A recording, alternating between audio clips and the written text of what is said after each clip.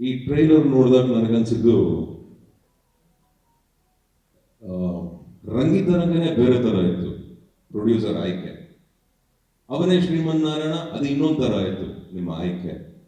ಇದ್ರ ಆಯ್ಕೆ ನೋಡಿದ್ರೆ ಇದು ಬೇರೆ ತರ ಇದೆ. It has a humour drama. ಆಮೇಲೆ ಏನೋ ಒಂದು ಕೇಳಿದೆ ಕತೆ, ಒಂದು ಔಟ್ಲೈನ್.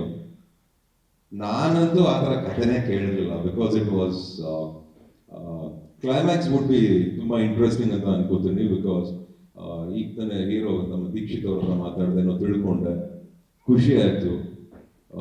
ನನಗೆ ಯಾಕೆ ಹೇಳ್ಬಿಟ್ರು ಅಂತ ನನಗೆ ಗೊತ್ತಿಲ್ಲ, ಬಟ್ ನಾನಂತೂ ಇದನ್ನು ನಿಮಗೆ ಯಾರಿಗೂ ಹೇಳಲ್ಲ. Because that is the main curious point. And I am waiting. ಬಂದಾಗ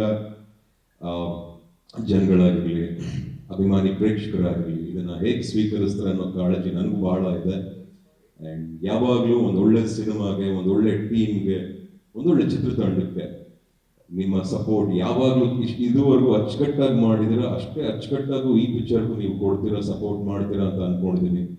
ಆ್ಯಂಡ್ ಈ ಪಿಕ್ಚರ್ ನಾನು ನೋಡಿದಂಥ ಎಲ್ಲ ಕಲಾವಿದರನ್ನು ತುಂಬ ಮುದ್ದಾಗೆ, ತುಂಬ ಕ್ಯೂಟ್ ಆಗಿ, ಇಟ್ಸ್ ನಾಟ್ ರಿಯಲಿ ಹೆವಿ, ಒಂಥರ ಆರಾಮಾಗಿ ಬಂದು ಜಾಲಾಗಿ ಒಂದು ಸಿನಿಮಾನ ಎಂಜಾಯ್ ಮಾಡ್ಕೊಂಡು ಹೋಗೋ ಥರ ನನಗೆ ಅನ್ನಿಸ್ತು ಟ್ರೈಲರ್ನ ನೋಡಿದಾಗ. ಸೊ ಕ್ಯಾಮ್ರಾಮನ್ ಸರ್, ನಿಮ್ಮ ವರ್ಕ್ ಚೆನ್ನಾಗಿದೆ, ಮ್ಯೂಸಿಕ್ ತುಂಬ ಕ್ಯಾಚಿ ಆಗಿದೆ, ನಿರ್ಮಾಪಕರಿಗೂ ಒಳ್ಳೇದಾಗಲಿ, ಹೀರೋಯಿನ್ ನಿಮಗೂ ಒಳ್ಳೇದಾಗಲಿ.